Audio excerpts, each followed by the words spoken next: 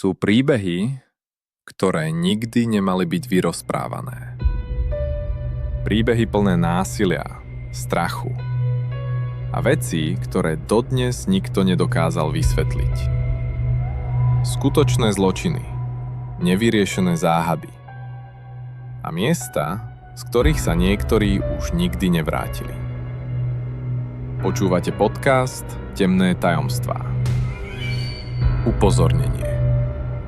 Táto epizóda obsahuje násilie a znepokojujúci obsah. Nie je vhodná pre poslucháčov mladších ako 18 rokov a citlivé povahy.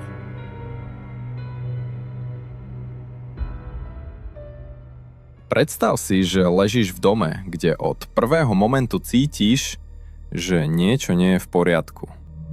Niečo tam jednoducho nesedí. V noci ťa zobudí zvuk krokov. Pomalých, ťažkých.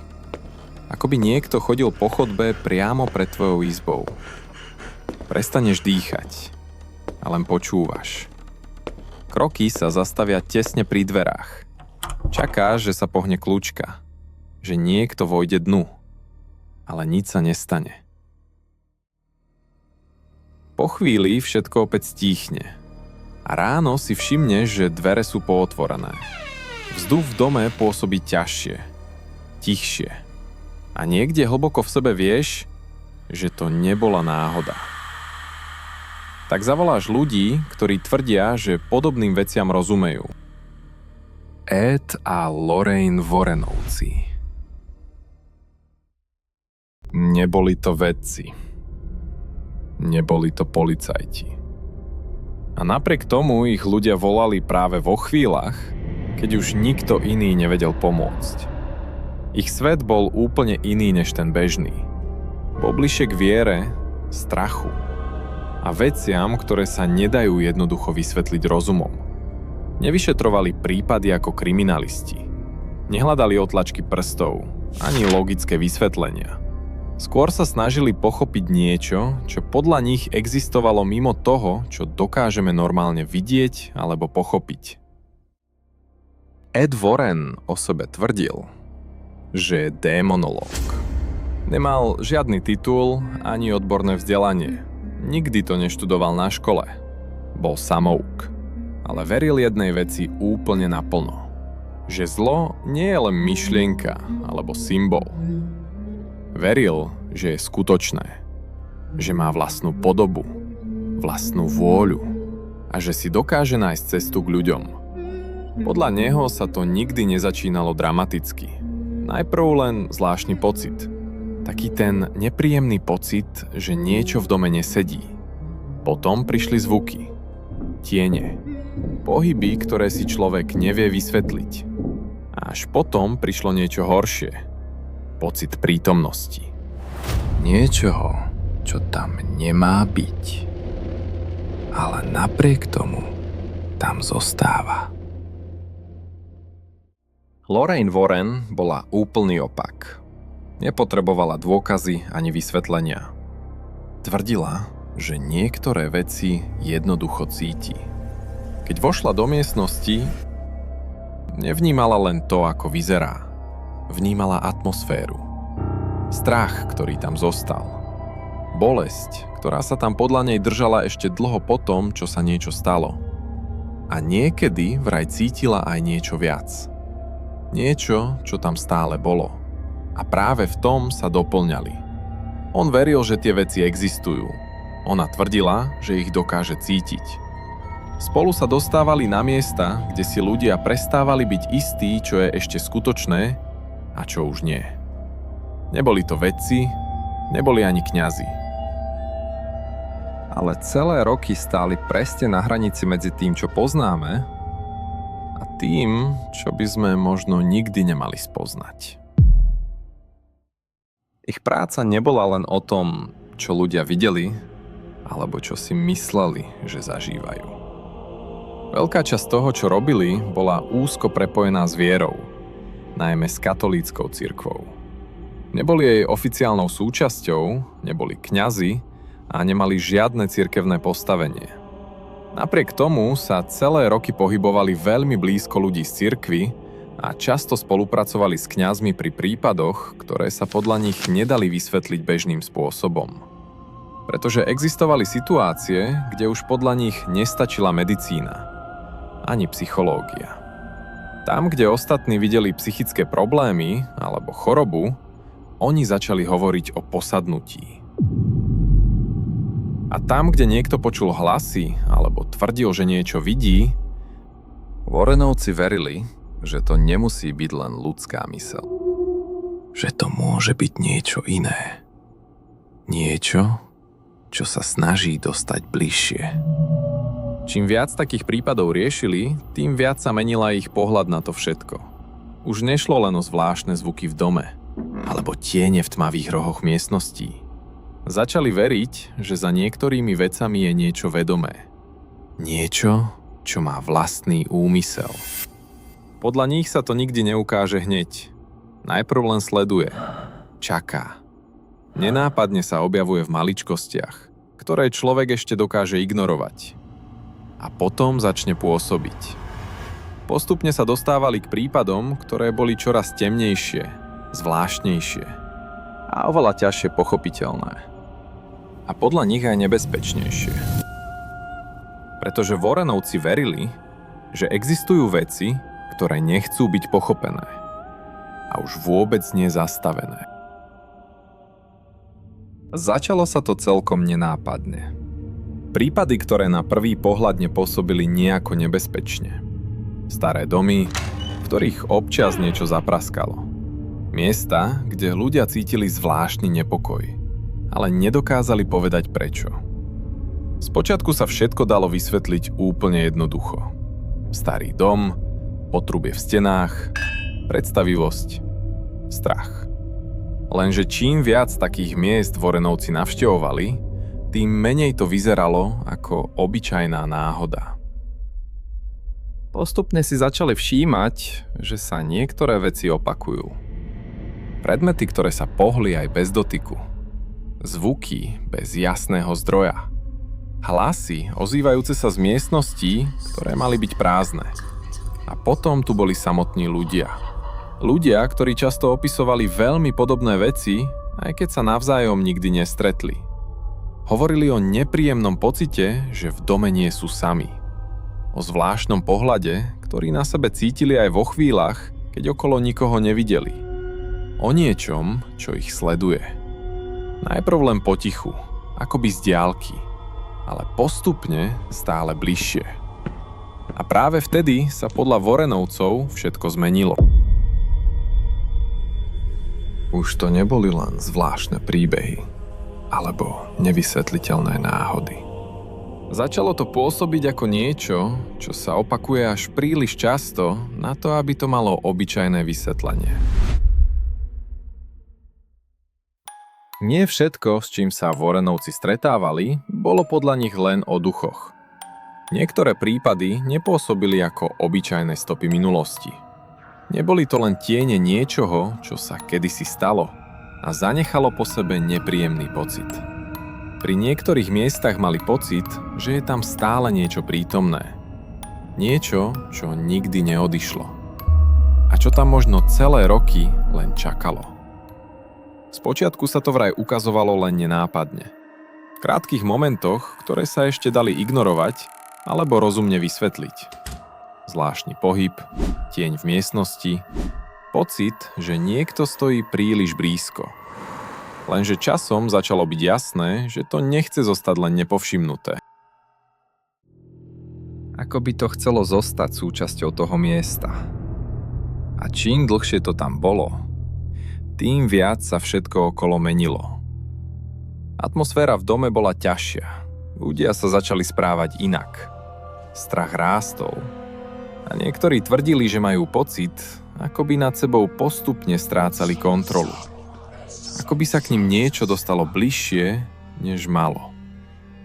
A práve v takých chvíľach si Warrenovci začali uvedomovať, že toto už podľa nich nie je len obyčajný prípad. Že nejde len o nevysvetliteľné javy alebo strašidelné príbehy. Začali veriť, že čelia niečomu, čo má vlastný úmysel. Niečomu, čo nechce len zostať, ale aj ublížiť. A práve tam sa ich práca zmenila najviac. Z ľudí, ktorí skúmali zvláštne udalosti, sa postupne stali ľudia, ktorí tvrdili, že stoja tvárou v tvár niečomu oveľa horšiemu. Démonom. Ich dom sa časom začal meniť. Nie navonok. Keď si išiel okolo, pôsobil úplne obyčajne. Tichý dom v bežnej štvrti. Ničím výnimočný. Ale vo vnútri sa postupne začalo hromadiť niečo zvláštne. Spočiatku to bolo len pár predmetov, ktoré si priniesli z miest, kde vyšetrovali svoje prípady. Veci, ktoré na prvý pohľad nepôsobili nejako nebezpečne. Práve naopak. Väčšina z nich vyzerala úplne obyčajne. Staré hračky, obrazy, nábytok, drobnosti, nad ktorými by sa normálny človek ani nepozastavil. Lenže pre Warrenovcov tie predmety obyčajné neboli. Verili, že si so sebou nenesú len svoju históriu. Že v nich zostalo niečo viac. Strach. Bolesť. Alebo niečo, čo sa na to miesto naviazalo. Postupne tých vecí pribúdalo stále viac, až z toho vznikla miestnosť, ktorú neskôr začali nazývať okultným múzeom. Miesto plné predmetov z ich najznámejších a podľa nich aj najnebezpečnejších prípadov. Niektoré veci pôsobili úplne nevinne. Stará hračka položená na poličke. Obraz visiaci na stene. Obyčajné zrkadlo, pri ktorom by si sa možno ani nezastavil. A práve to bolo na tom najznepokojujúcejšie. Že nič z toho nevyzeralo nebezpečne. Podľa Warrenovcov však nikdy nešlo o samotný predmet. Išlo o to, čo sa naň malo naviazať. Verili, že niektoré veci dokážu v sebe držať energiu miesta, kde sa stalo niečo silné alebo násilné. A že niečo z toho môže v predmete zostať ešte dlho potom. A niekedy si to vraj dokáže nájsť cestu aj do nového domu. Niektoré predmety podľa nich spôsobovali len zvláštny nepokoj. Pocit, že v miestnosti niečo nesedí. Ticho, ktoré pôsobí nepríjemne aj bez dôvodu. Pri iných už hovorili o niečom oveľa horšom. O veciach, pri ktorých sa ľudia necítili sami, aj keď okolo nikoho nebolo. A práve tie držali oddelenie od ostatných. Zatvorené. Ako by nestačilo, že existujú. Ako by ich bolo potrebné držať pod kontrolou. Pretože podľa Warrenovcov niektoré veci nemajú byť vystavené. Niektoré veci majú zostať zavreté. A čím viac sa tým všetkým zaoberali, tým viac mali pocit, že už nejde len o miesta, ktoré navštevujú. Ako by si niečo postupne začalo všímať aj ich. Nebolo to vždy niečo, čo sa dalo vidieť. Skôr zvláštny pocit, ktorý sa objavil bez varovania. Ťažký tlak v miestnosti. Nepríjemné ticho, ktoré trvalo o pár sekúnd dlhšie, než by malo. A potom prišli momenty, keď si sami začali klásť otázku. Či si z niektorých prípadov niečo nepriniesli domov. Či niečo nezostalo s nimi. Pretože ak mali pravdu v tom, čomu verili, znamenalo to jednu nepríjemnú vec. Že niektoré veci možno vedia, že existuješ. Počas svojho života Warrenovci tvrdili, že vyšetrovali tisíce prípadov. Nie desiatky. Nie stovky. Tisíce. Domy, v ktorých ľudia odmietali zostať cez noc. Miesta, kde sa diali veci bez jasného vysvetlenia. Prípady, ktoré sa často začali len zvláštnym pocitom a postupne prerástli do strachu, ktorý už nešlo ignorovať. Niektoré z tých príbehov sa časom stali známymi po celom svete. Príliš zvláštnymi na to, aby zostali zatvorené len medzi stenami jedného domu. Jedným z nich bol aj Amityville Horror. Dom, o ktorom sa roky hovorilo, že v ňom po tragických udalostiach zostalo niečo zlé. Rodiny tvrdili, že ich tam niečo sleduje. Že nemôžu spať. Že majú pocit, ako by ich ten dom nechcel pustiť preč. A potom prišli prípady, ktoré sa neskôr dostali až do filmov. Príbehy, ktoré inšpirovali napríklad The Conjuring. Lenže nie všetky prípady Warrenovcov boli také známe. Niektoré zostali v tieni a možno práve tie boli najznepokojujúcejšie. Jeden z nich sa točil okolo starej bábiky. Na prvý pohľad pôsobila úplne obyčajne. Len sedela v miestnosti a nehýbala sa. Ale ľudia, ktorí s ňou prišli do kontaktu, začali hovoriť o zvláštnych veciach. Tvrdili, že sa presúva. Že mení polohu. Že sa objavuje na miestach, kde pred chvíľou nebola. A niekedy vraj ani nebolo potrebné ju vidieť. Stačilo byť v tej istej miestnosti. Podľa Warrenovcov to nebola len obyčajná hračka. Verili, že niektoré veci si dokážu nájsť predmet, cez ktorý sa dostanú bližšie k ľuďom. A práve táto bábika mala byť jednou z nich. Annabelle. Lenže ani zďaleka nebola jediná. A práve preto sa o niektorých prípadoch nedá hovoriť len krátko. Každý z nich má moment, kde sa všetko zlomilo. Moment, po ktorom už nič nebolo normálne. A presne preto si tieto príbehy zaslúžia vlastné kapitoly. A dostanú ich. Nie všetci Warrenovcom verili. A čím známejšími sa ich prípady stávali, tým viac sa ozývali aj ľudia, ktorí ich spochybňovali. Skeptici tvrdili, že to, čo Warrenovci prezentujú ako dôkazy, v skutočnosti nič nedokazuje. Podľa nich išlo o obyčajné omyly. Nesprávne vysvetlené situácie alebo príbehy, ktoré sa časom zmenili na niečo oveľa väčšie. Tvrdili, že za tým nie sú démoni ani nadprirodzené sily. Len strach. Strach, ktorý dokáže zmeniť spôsob, akým človek vníma veci okolo seba. Strach, ktorý vie presvedčiť myseľ, že niečo je skutočné, aj keď možno nie je. A možno to podľa nich bolo ešte jednoduchšie. Možno išlo len o ľudí, ktorí verili až príliš silno a postupne prestali pochybovať. Alebo o ľudí, ktorí dokázali dať nevysvetliteľným príbehom podobu, ktorej ostatní chceli veriť. Lenže bol tu jeden problém. Niektoré prípady pôsobili zvláštne, aj na tých, ktorí neverili vôbec ničomu. Situácie, ktoré sa nedali jednoducho vysvetliť. Veci, ktoré nezapadali do bežných odpovedí. A práve tam sa celé tie príbehy začínajú lámať. Na hranici medzi tým, čo si ešte dokážeme vysvetliť, a tým, kde nám logika prestáva stačiť. Pretože ak mali skeptici pravdu, všetko by bolo oveľa jednoduchšie. Ale čo ak sa mýlili? Možno boli Warrenovci len dvaja ľudia, ktorí verili v niečo viac. V niečo, čo sa nedá normálne vidieť, ale dá sa to cítiť.